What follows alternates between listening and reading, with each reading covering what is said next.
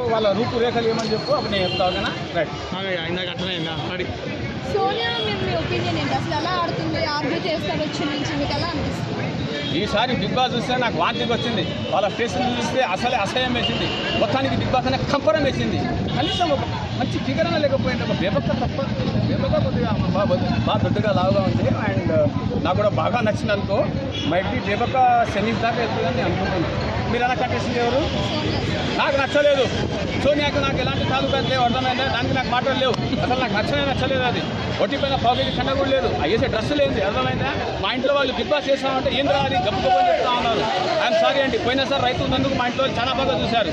ఈసారి చూడని అంటున్నారు. సో దయచేసి ఇంకో రైతును తీసుకున్నట్టు నేను అంటున్నాను. ఓకేనా రైట్. ఇప్పుడు నాగమణి కంటే సెపరేట్గా ఏం చేస్తున్నట్టు అనిపిస్తుంది? మొదటి రోజు కదమ్మా అట్లే ఉంటుంది. తర్వాత అలవాటు అయిపోతుంది. వాళ్ళు ఎట్లా వెళ్ళిపోయే కంటెస్ట్లే. దాని గురించి మనం ఎందుకు కొట్లాడుకోవడం, అర్థమైందా?